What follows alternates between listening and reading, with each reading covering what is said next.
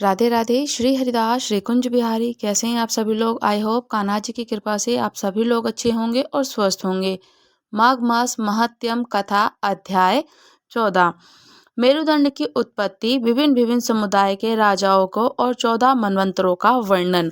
तब पुलस्त्य जी से कहते हैं राजन दिलीप कि मुझे आप ये बताइए कि आपने जो मुझे प्राचीन इतिहास सुनाया उसमें मेरुदंड की उत्पत्ति किस प्रकार से हुई और 14 मनवंतरों का वर्णन भी बताइएगा।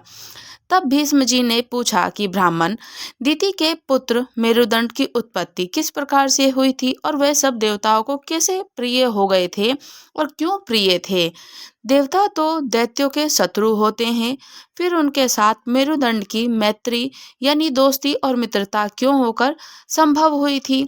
पुलस्त्य जी ने कहा कि राजन, पहले देवासुर संग्राम में भगवान श्री विष्णु और देवताओं के द्वारा अपने पुत्रों और पुत्रों को मारे जाने पर दिति को बड़ा ही शोक हुआ और वो कहती है कि वे आर्त होकर परम उत्तम भूलोक में आए और सरस्वती जी के नदी के तट पर पुष्कर नामक शुभ और महान तीर्थ में रहकर, जो कि पुष्कर नामक तीर्थ है, बहुत बहुत महान है, वहाँ तीर्थ में रहकर सूर्य देव की आराधना की और सूर्य देव की इतनी आराधना करी कि उन्होंने बड़ी ही उग्र तपस्या की।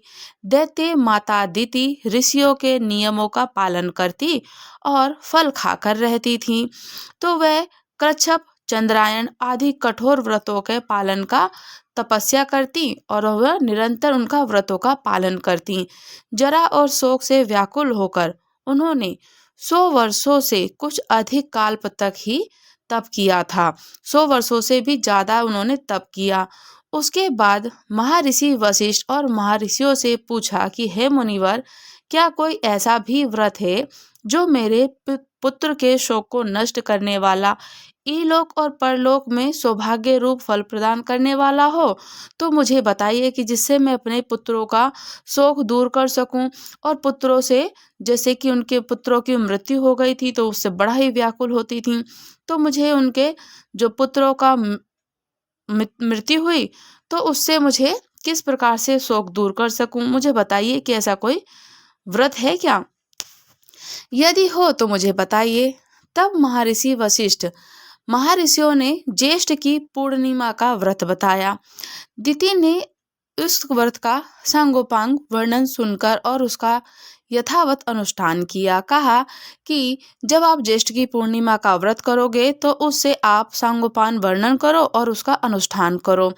इस प्रकार से व्रत करके व्रत के महात्म्य से प्रभावित होकर कश्यप जी बड़ी प्रसन्नता के साथ दिति के आश्रम पर आए और दिति का शरीर तपस्या से कठोर हो गया था, किंतु महर्षि कश्यप जी ने उन्हें पुनः रूप और लावण्य से युक्त कर दिया था अपनी योग शक्ति के बल से। उनसे वर मांगने को अनुरोध किया कि दिति, तुम वर मांगो, मैं तुम्हें वर देने के लिए उद्गत हूँ। वर मांगते हुए कहा, भगवान, मैं इंद्र का वध करने के लिए एक ऐसी पुत्र की याचना करती हूँ जो समृद्धिशाली, अत्यंत तेजस्वी और समस्त देवताओं का संहार करने वाला हो। जिसने मुझको ऐसे पुत्रों से दूर किया तो मुझे उसको मृत्यु देनी है और उसकी हत्या करनी है, वध करना है। तो मैं ऐसे पुत्र का आपसे याचना करती हूँ कि मुझे ऐसे पुत्र की उत्पत्ति हो। तब कश्यप जी कहने लगे कि सुबह मैं तुम्हें इंद्र का घातक और बलिष्ठ पुत्र प्रदान भी कर दूंगा। उसके पश्चात कश्यप ने दिति के उदर में गर्भ स्थापित किया और कहा, देवी, तुम्हें 100 वर्षों तक इसी तपोवन में रहकर इस गर्भ की रक्षा के लिए यत्न करना होगा। ग्रामीणों को संध्या के समय भोजन नहीं करना चाहिए और वृक्ष की जड़ के पास ना तो कभी जाना चाहिए और ना ही ठहरना चाहिए। वे जल के भीतर ना घुसें, सूने घर में प्रवेश ना करें, बावी पर ना खड़ी हों और कभी मन में उद्गत ना लाएं। सूने घर में बैठकर नख अथवा राख से भूमि पर रेखा ना खींचें, ना तो सदा आलस कर पड़ी रहें और ना ही अधिक परिश्रम ही करें। भूसी, कोयले, राख, हड्डी या खपड़े पर ना बैठें। लोगों से कलह करना छोड़ दें, अंगड़ाई ना लें, बाल खोलकर खड़ी ना हो और फिर कभी भी अपवित्र ना रहें। इस प्रकार की उत्तर की ओर यथा आप नीचे सर करके कभी ना सोएं। जैसे कहते हैं कि जब उत्तर की ओर अथवा या नीचे की ओर कभी सर करके भी नहीं सोना चाहिए और ना ही नंगे होकर के पड़े रहना चाहिए। इस प्रकार से आप जो भी बिना पैर धोए कभी शयन नहीं करना चाहिए।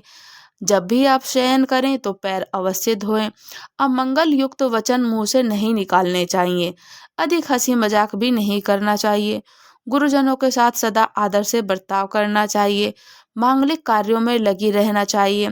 सर्व औषधियों से युक्त जल के द्वारा स्नान भी करना चाहिए और अपनी रक्षा का प्रबंध भी रखना चाहिए। गुरुजनों की सेवा करके वाणी से सबका सत्कार करते रहें और स्वामी के प्रिय हित में तत्पर रहकर सदा उनकी प्रसन्नमुखता बनी रहें और उनकी किसी भी अवस्था में पति की निंदा नहीं करनी चाहिए। यह कहकर कश्यप जी ने सब प्राणियों को देखते देखते वहां से अंतर्ध्यान हो गए और पति की बातें सुनकर दिति विधि पूर्वक उनका पालन करने लगी। इससे इंद्र को बड़ा भय हुआ। देवलोक छोड़कर दिति के पास आए और उनकी सेवा की इच्छा से वहां रहने लगे। इंद्र का भाव विपरीत था। वे दिति का छिद्र ढूंढ रहे थे।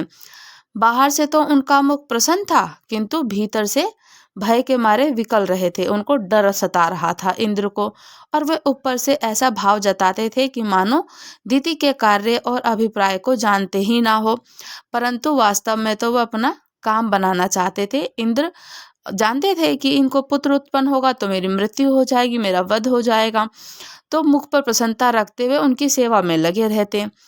जब 100 वर्ष समाप्त हो गए, तब 3 ही दिन बाकी रह गए थे 100 वर्ष समाप्त होने में। तब उन्होंने क्या करा कि दिति को बड़ी प्रसन्नता हुई और वे अपने को कृतार्थ मानने लगी और उनका हृदय विस्मय मुग्ध रहने लगा। उस दिन वे पैर धोना भूल गई और बाल खोले हुए सो गई।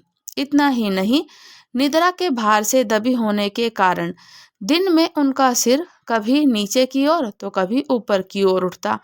तो इसी प्रकार से वे अवसर पाकर सचिपति इंद्र दिति के गर्भ में प्रवेश कर गए।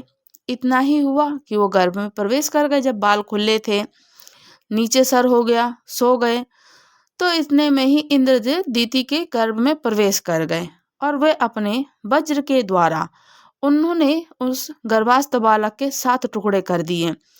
तब वो 7 टुकड़े सूर्य के समान तेजस्वी 7 कुमारों को रूप में परिणत हो गए और वे रोने लगे। उस समय दानव शत्रु इंद्र ने उन्हें रोने से मना किया और उनमें से एक एक करके 7-7 टुकड़े हो गए। जब रोने के लिए मना करते तो फिर रोते वो, और उनमें से एक एक 7-7 टुकड़े हो गए, एक बंदे के, और फिर 7 टुकड़े हो गए। इस प्रकार 49 कुमारों ने रूप में 49 कुमार हो गए और वो जोर जोर से रोने लगे। तब इंद्र ने माँ रुद्रदम या मत रो ऐसा कहकर उन्हें बारंबार रोने से रोका। मन ही मन सोचा कि ये बालक धर्म और ब्रह्मा जी के प्रभाव से पुनः जीवित हो गए हैं। इस पुण्य के योग से मैं इन्हें जीवन मिला है। और ऐसा जानकर वे इस निश्चय किया कि ये पूर्णमासी व्रत का फल है, जो ज्येष्ठ की पूर्णिमा का व्रत है, जो व्रत किया है उसी का फल है। तभी इस प्रकार से ये दैत्य इनका उत्पन्न हुए हैं। निश्चय ही इस व्रत का और ब्रह्मा जी की पूजा का परिणाम है। वज्र से मारे जाने पर भी इनका विनाश नहीं हो रहा है। ये एक से अनेक हो जा रहे हैं, फिर भी उधर की रक्षा हो रही है। इसमें संदेह नहीं है कि ये अवध्य है, इसलिए ये देवता हो जाए। जब ये रो रहे थे तो उस समय मैंने इनके गर्भ को बालकों को माँ रुद्र कहकर चुप कराया। इसलिए मैं कहते हैं कि मस्तु नामक से प्रसिद्ध हो गए, कल्याण के भागी बने। ऐसा विचार कर इंद्र ने दिति से कहा कि माँ, मेरा अपराध क्षमा कर दो, मुझे क्षमा कर दो, जो मैंने अपराध किया उसे क्षमा कर दो। मैंने अर्थशास्त्र का सहारा लेकर ये दुष्कर्म किया। इस प्रकार बारंबार कहकर उन्होंने दिति को प्रसन्न किया और मेरुदंड को देवताओं के समान बना दिया। उसके पश्चात देवराज इंद्र ने पुत्र सहित दिति को विमान पर बिठाया और उनके साथ लेकर के स्वर्ग में चले गए। मेरुदंड यज्ञ भाग के अधिकारी हुए। उन्होंने असुरों से मेल नहीं किया, इसलिए वे देवताओं के प्रिय हो गए थे। तब भीष्म जी ने कहा, ब्राह्मण, आपने आदि सर्ग और प्रतिसर्ग का सविस्तार वर्णन किया। अब जिनके जो स्वामी हैं उनका भी वर्णन कर दीजिए। तब पुलस्त्य जी बोलते हैं कि राजन, जब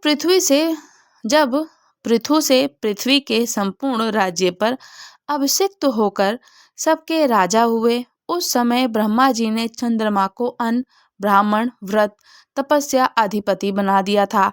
हिरण्य जी के गर्भ को नक्षत्र, तारे, पक्षी, वृक्ष, झाड़ी, लता आदि का स्वामी बनाया गया और वरुण को जल का, कुबेर को धन का, विष्णु जी को आदित्यों का और अग्नि को वसुओं का अधिपति बनाया गया। दक्ष को प्रजापतियों का, इंद्र को देवताओं का, प्रहलाद को दैत्य का, दानवों को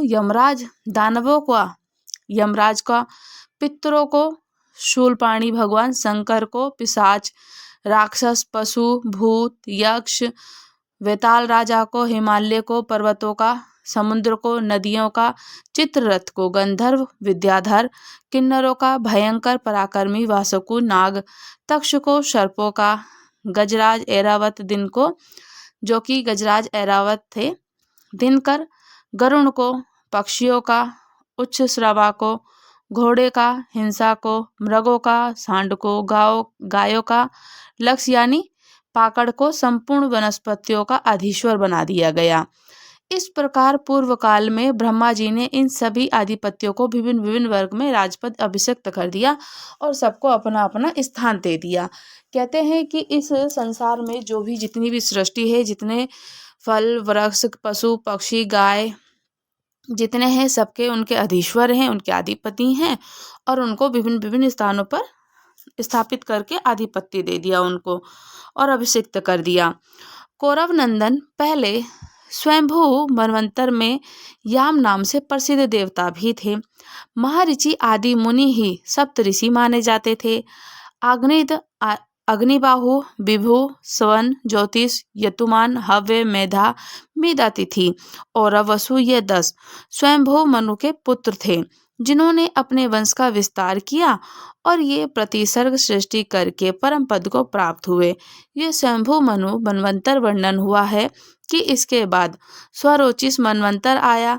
स्वरोचिष मनु के 4 पुत्र हुए जो देवताओं के समान तेजस्वी और उनके नाम हैं जो कि नभ, नभस्य, प्रस्थिति और भावन। इनमें से भावन अपनी कीर्ति का विस्तार करने वाला था। दत्तात्रेय, अत्रि, चौवन्य, स्तंभ, प्राण, कश्यप और बृहस्पति जी, ये 7 सप्तऋषि हो गए थे। उस समय तुषित नाम के देवता थे।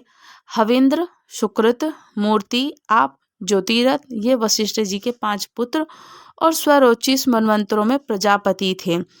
ये द्वितीय मनवंतरों का वर्णन हो गया। इसके बाद औतम मनवंतर का वर्णन भी करूंगा। तीसरे मनु का नाम था औतमी। उन्होंने 10 पुत्र उत्पन्न किए जिनके नाम हैं ईश,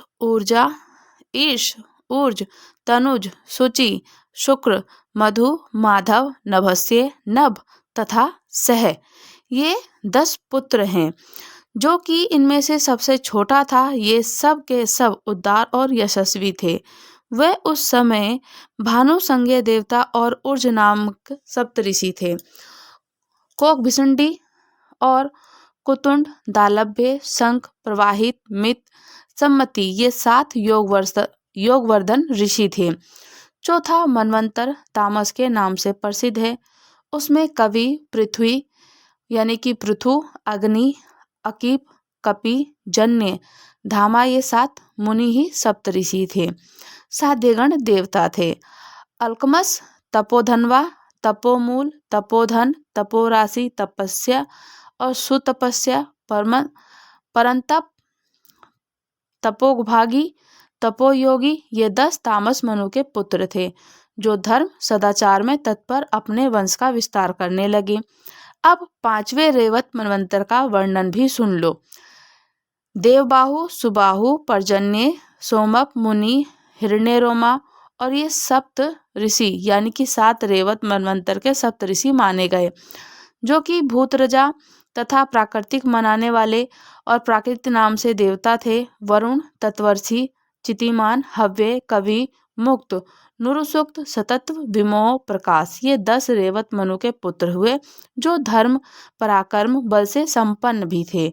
इसके बाद चाक्षुष मनवंतर में भृगु, सुदामा, विरज, विष्णु, नारद, विश्वासन, अभिमानी ये 7 सप्तऋषि हुए और उस समय लेख नाम से प्रसिद्ध देवता थे। इनके सिवा शभु, पृथ्वीभुगत, वारीमूल, देविका नाम से देवता भी थे। इस प्रकार सुजाक्षु मनवंतर में देवताओं की 5 योनियां थीं, जिसमें कि सुजाक्षु मनु से 10 पुत्र हुए जो रुरु नाम से प्रसिद्ध थे। अब 7वें मनवंतर का वर्णन करता हूँ, जिससे व्यवस्थ मनवंतर कहते हैं। इस समय व्यवस्थ मनवंतर ही चल रहा है। अत्रि, वशिष्ठ, कश्यप, गौतम, योगी भारद्वाज, विश्वामित्र और जमदग्नि 7 ऋषि और ये सप्तऋषि ये धर्म की व्यवस्था करके परम पद को प्राप्त होते हैं। अब भविष्य में होने वाले सावण्य मनवंतर का भी वर्णन किया जाता है, उसे भी से विस्तार से सुनो। उस समय अश्वत्थामा, ऋषभृंग, कौशिक्य, गालव, शतानंद, काश्यप और परशुराम ये सप्तऋषि होंगे। धृति, वीर्यान, यशु और यवशु, स्वर्ण, दृष्टि, चरुणी, आधत, सुमिति, वसु, पराक्रमी, शकु के भविष्य में होने वाले स्वर्णी मनु के पुत्र बताए जाएंगे। इसके सिवा रोचे आदि दूसरे मनुओं को भी नाम आते हैं, जिसमें कि प्रजापति रुचि के पुत्र नाम रोचे होगा।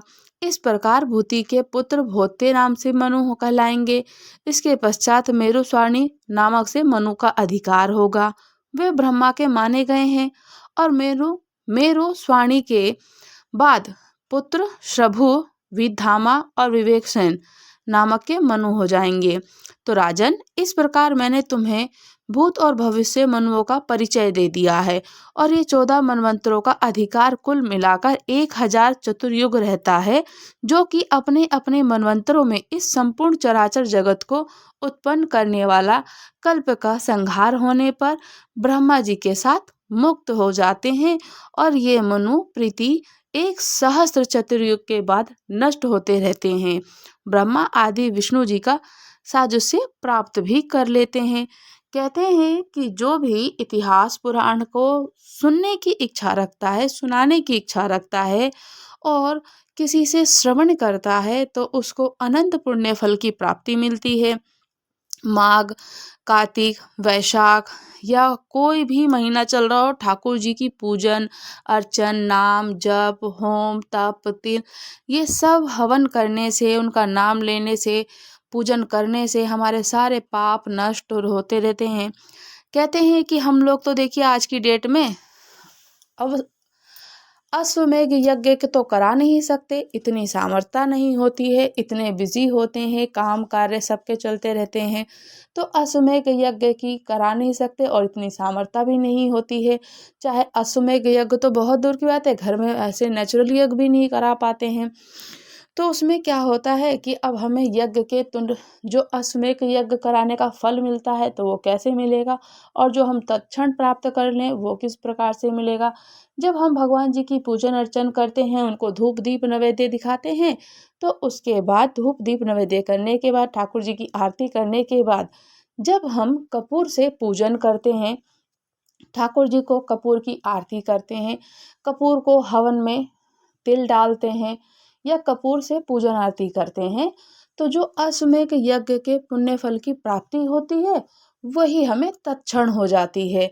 तो कपूर धूप दीप नैवेद्य आरती के बाद कपूर से पूजन अर्चन अवश्य करना चाहिए, कपूर जरूर जलाना चाहिए, कपूर से हवन करना चाहिए, कपूर में तिल डालना चाहिए, या फिर आप पूजन ऐसे ही नित्य प्रतिदिन जो सुबह शाम की करते हैं तो उसमें भी आप कपूर का रोज नित्य प्रतिदिन कपूर से पूजन अर्चन करेंगे तो हमें अश्वमेघ यज्ञ के पुण्य फल की प्राप्ति होती है।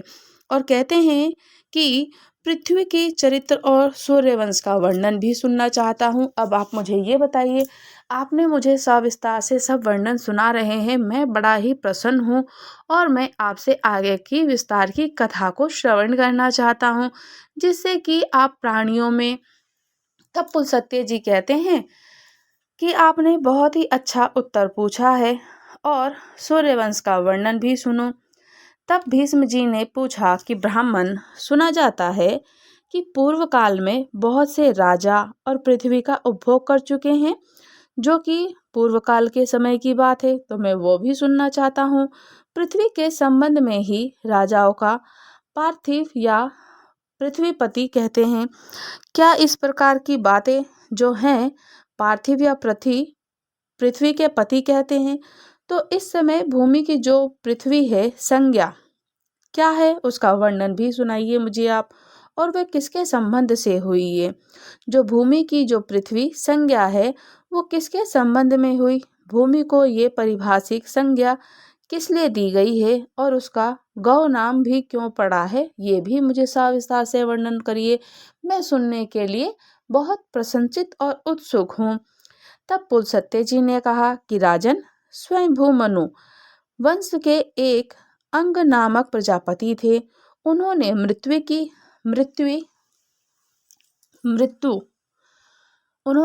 मृत्यु की कन्या सुनीता के साथ विवाह किया था। स्वयंभू मनु जो वंश के सूर्य वंश के थे और वो अंग नाम के प्रजापति थे। उन्होंने क्या करा कि मृत्यु की कन्या जो मृत्यु होती है उनकी कन्या के नाम था सुनीता, उनके साथ विवाह किया। सुनीता का मुख बड़ा ही क्रूर था। उसमें वेन नाम का पुत्र हुआ। वेन नाम जो सदा अधर्म हो, यही रहता है कि सदा अधर्म में ही लगा रहता है वेन, और वह लोगों की बुराई करता, पराई स्त्रियों को हड़प लेता। एक दिन महर्षियों ने उसकी भलाई और जगत के उपकार के लिए उससे बहुत समझाया, परंतु उसका अंतःकरण अशुद्ध होने के कारण उसने उनकी बात नहीं मानी, प्रजा को अभयदान नहीं दिया। तब ऋषियों ने श्राप देकर उसे मार डाला। फिर अराजकता के भय से पीड़ित होकर पाप रहित ब्राह्मणों ने वेन के शरीर का बलपूर्वक मंथन किया। मंथन करने पर उसके शरीर से पहले मलेच्छ जाति का उत्पन्न हुआ, जिनका रंग काले अंजन के समान था। उसके पश्चात उसके दाहिने हाथ से एक दिव्य तेजोमय शरीरधारी धर्मात्मा पुरुष का प्रादुर्भाव हुआ, जो धनुष, बाण और गदा धारण किए हुए था, और वह रत्नमय कवच और अंग आदि आभूषणों से विभूषित भी था। वह पृथ्वी के नाम से प्रसिद्ध हो गया। उनके रूप में साक्षात भगवान विष्णु ही अवतीर्ण हुए थे। ब्राह्मणों ने उन्हें राज्य पर अभिषिक्त किया। राजा होने पर उन्होंने देखा कि इस भूतल से धर्म उठ गया है, ना कहीं स्वाध्याय होता है और ना ही कहीं वष्टकार यानी कि यज्ञ होता है। कहीं स्वाध्याय नहीं, कहीं पूजा पाठ नहीं, कहीं यज्ञ नहीं है। तब वो क्रोध करके अपने बाणों से पृथ्वी को विदीर्ण कर डालने के लिए उद्गत हो जाते हैं, और ये देख पृथ्वी गाय का रूप धारण करके भाग खड़ी होती है। उसे भागते हुए पृथ्वी ने भी पीछा करना शुरू कर दिया। तब वे एक स्थान पर खड़ी होकर बोली कि राजन, मेरे लिए क्या आज्ञा है? तब पृथ्वी ने कहा कि हे सुव्रते, संपूर्ण चराचर जगत के लिए जो अवशिष्ट वस्तु है उसे शीघ्र ही प्रस्तुत करो। पृथ्वी ने बहुत अच्छा कहकर स्वीकृति दे दी। राजा ने स्वयंभू मनु को बछड़ा बनाकर अपने हाथ में पृथ्वी का दूध दूह वहीं दूध अन्न कर दिया। वहीं पर दूध और अन्न हो गया, जिससे सारी प्रजा जीवन धारण करती है। तब ऋषियों ने भी भूमि रूपी गाय का दोहन किया। उस समय चंद्रमा भी बड़ा बने हुए थे, दोहने वाले थे। वनस्पति दुग्ध का पात्र का वेद और तपस्या ही दूध थी। फिर देवताओं ने भी वसुधा को दूहा। उस समय मित्र देवता दोग्धा हुए और इंद्र बछड़ा बने। ओज और बल से के दूध के रूप से प्रकट हुआ। देवताओं को दोहन पात्र स्वर्ण का था और पितरों का चांदी का था। पितरों की ओर से अंत जब पितरों का पात्र चांदी का था तो पितरों की ओर से अंतकन ने दोहने का काम किया। यमराज बछड़ा बने और स्वतः ही दूध के रूप में प्राप्त हुई। नाग ने तुम्बी को पात्र बनाया और तक्ष को बछड़ा बना दिया।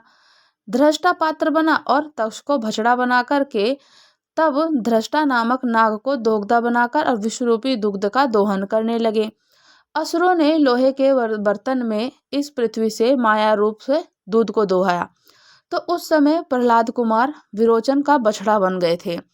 जब विरोचन बछड़ा बने और त्रिमूर्तधर्ता ने दोहन का काम किया। यक्ष अंतर्ध्यान होने की विद्या प्राप्त करना चाहते थे, इसलिए उन्होंने कुबेर को बछड़ा बनाकर कच्चे बर्तन में उस अंतर्ध्यान को विद्या को वसुधा से दुग्ध का रूप से दोहन किया। गंधर्वों और अप्सराओं ने चित्ररथ को बछड़ा बनाया और कमल के पत्ते में पृथ्वी से सुगंधा को दोहन किया। उनकी ओर से अर्थवेद और परागामी विद्वान सुरुचि दूध दोहने का कार्य कर रही थी।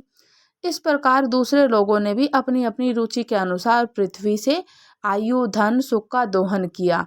पृथु के शासन काल में कोई भी मनुष्य ना दरिद्र था, ना रोगी, ना निर्धन, ना पापी और ना ही कोई उपद्रव करता था और ना ही कोई पीड़ा देता था। सब सदा ही सदा प्रसन्न रहते थे, किसी को कोई दुख और शोक नहीं था।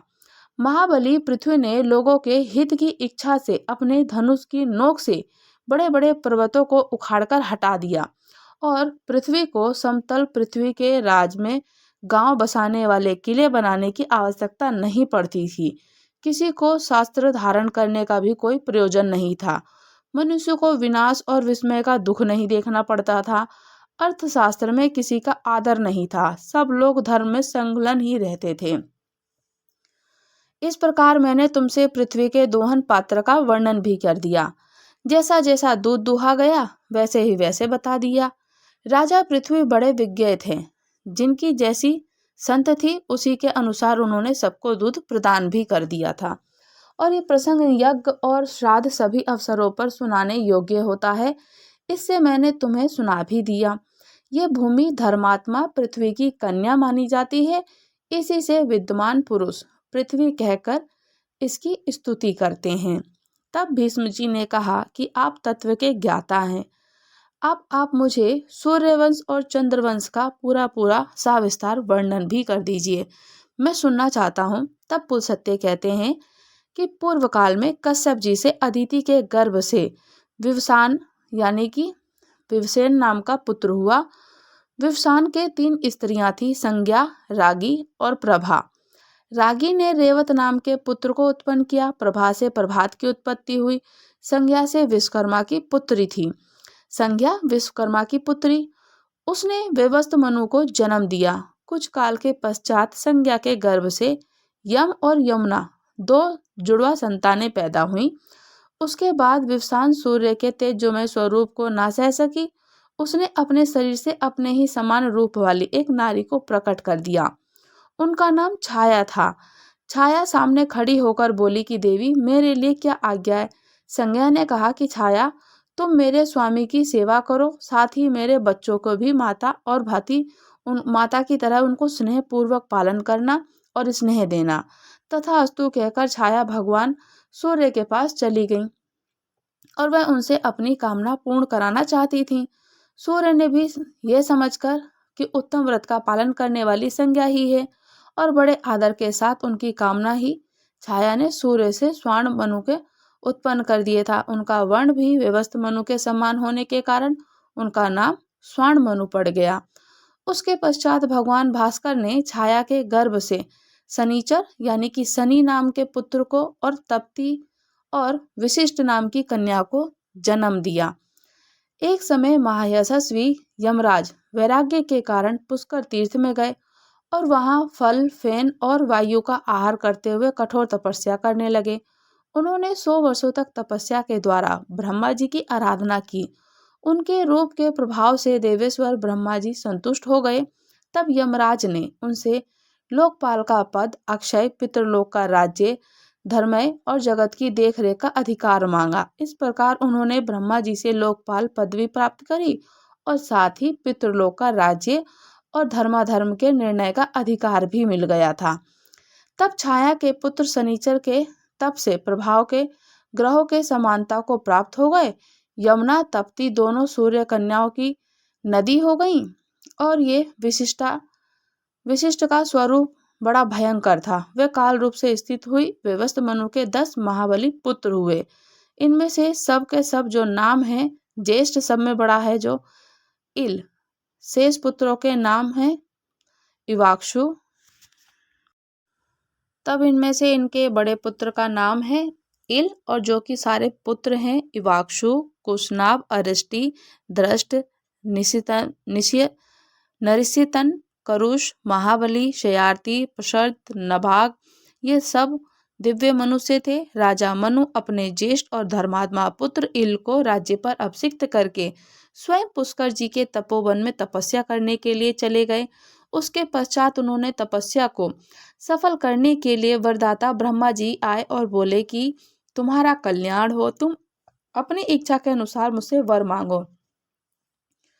तब मनु ने कहा कि स्वामी, आपकी कृपा से पृथ्वी की संपूर्ण राजा धर्मपरायण, ऐश्वर्यशाली और मेरे अधीन हो तथास्तु कहकर देवराज ब्रह्मा जी वहां से अंतर्ध्यान हो गए।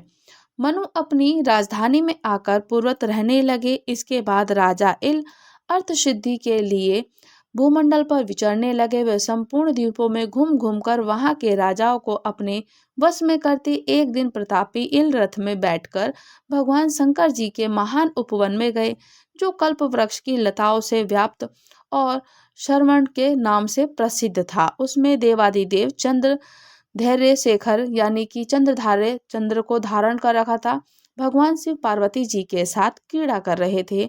पूर्व काल में महादेव पिताजी ने उमा के साथ श्रवण के भीतर प्रतिज्ञा पूर्वक ये बात कही थी कि पुरुष नामधारी जो कोई भी जीव हमारे वन में आएगा वह इस 10 योजन के घेरे में पैर रखते ही स्त्री रूप हो जाएगा। तो राजा इल इस प्रतिज्ञा को नहीं जानते थे, इसलिए श्रवण में चले गए और वहां पहुंचने पर वह सहसा स्त्री हो गए। उनका घोड़ा भी उस घोड़ी बन गया और राय के जो पुरुष उचित अंग थे वह सभी स्त्री आकर परिपथ हो गए। तो इनसे उन्हें बड़ा आश्चर्य हुआ। अब वे इला के नाम से स्त्री बन चुके थे। पहले नाम था इल, फिर इला हो गए और वन में घूमती हुई वो सोचने लगे कि मेरे माता पिता और भ्राता कौन है। वे इसी उधेड़ बुन में पड़ी रहीं। इतने में ही चंद्रमा के पुत्र बुध ने उन्हें देखा और इला की दृष्टि भी बुध के ऊपर पड़ गई। तो सुंदर इला का मन बुध के ऊपर मोहित हो गया। उधर बुध भी उनको देख करके काम पीड़ित हो गए, उसकी प्राप्ति के लिए यत्न करने लगे। तो उस समय बुध ब्रह्मचारी के वेश में थे। वे वन के बाहर पेड़ों के झुंड में छुपे हुए इला को बुलाने लगे। तो ये सांझ का समय विहार की वेला थी जो बीती जा रही थी। आओ मेरे घर को लीप पोत कर फूलों से सजा दो।